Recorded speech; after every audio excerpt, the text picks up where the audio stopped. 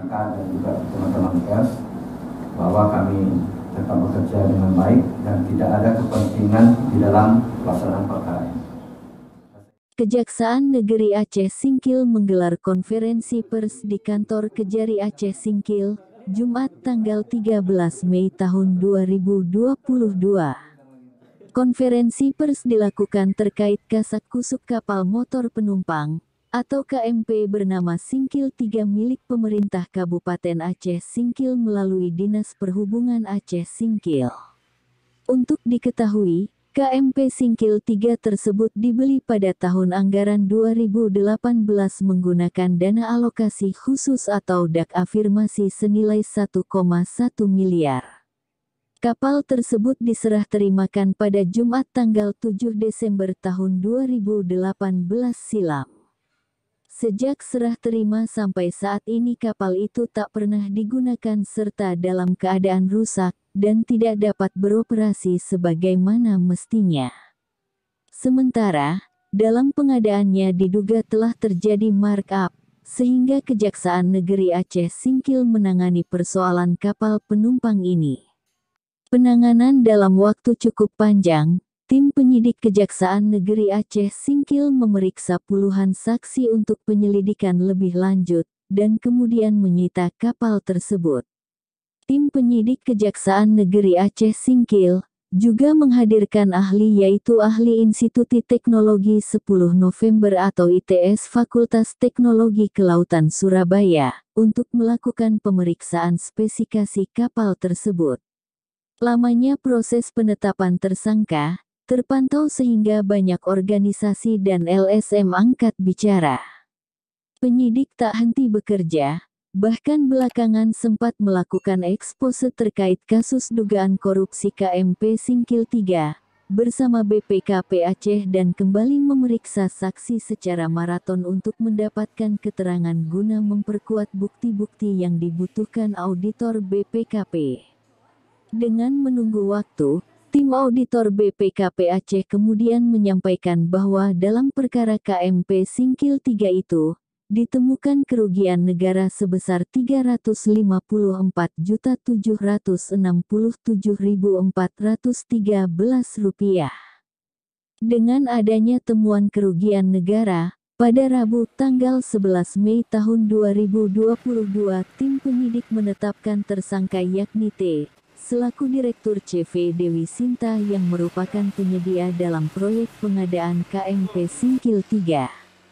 Kemudian, Kamis tanggal 12 Mei tahun 2022, mantan Kepala Dinas Perhubungan Aceh Singkil tahun 2017 sampai tahun 2020, yang sekarang menjabat sebagai Kepala Dinas Pariwisata, Pemuda dan Olahraga Kabupaten Aceh Singkil, yakni EH, juga ditetapkan sebagai tersangka dalam kasus itu. Selanjutnya, mulai nanti hari kemarin juga kami terbitkan surat perintah penyidikan di atas nama tersangka IH, dan mulai nanti hari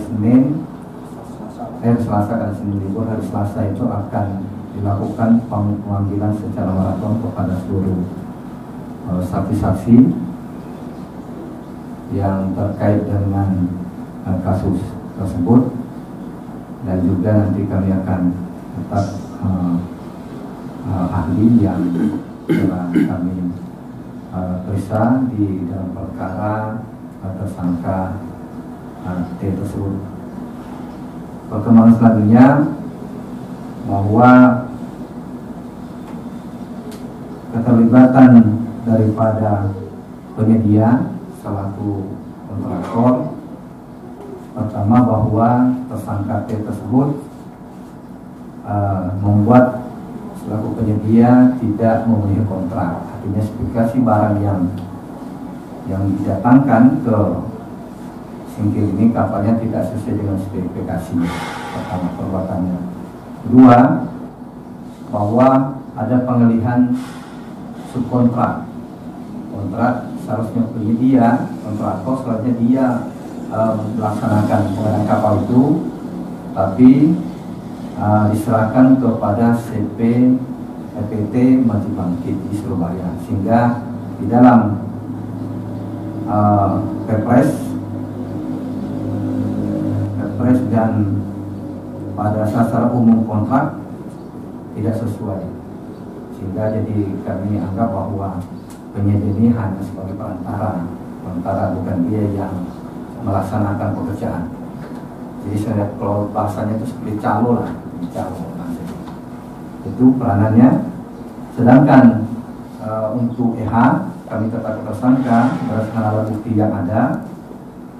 Peranannya bahwa tersangka menandatangani dan menyusun harga perkara sendiri HPS.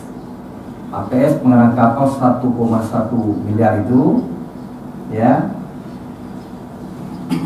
tidak memenuhi ketentuan Perpres 16 2018 khususnya pasal 26 yang mensyaratkan bahwa tidak boleh dilakukan persekongkolan. Artinya penyedia hanya mensandingkan satu calon penyedia, yaitu PT Maju Bangkit. Nah, seharusnya sebagai pengguna anggaran, dia sebagai PPK, dia juga sebagai PPK, seharusnya harus secara profesional untuk menyusun HPS, menggandingkan, sehingga itulah yang ada. Jadi perbuatan ada markup sebenarnya tidak spesifikasi, sehingga ada markup sehingga ada kerugian negara 354 juta rupiah.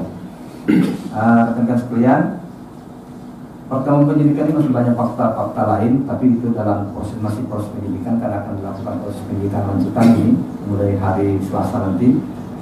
Tidak untuk kemungkinan nanti ada tersangka baru.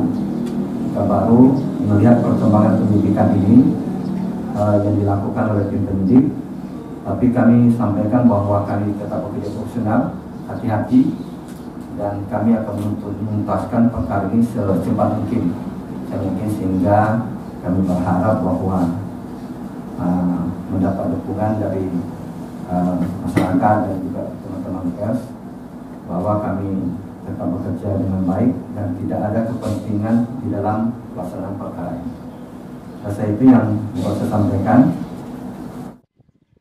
Dari Kabupaten Aceh Singkil, Provinsi Aceh, Zulkarnain Aceh Portal melaporkan.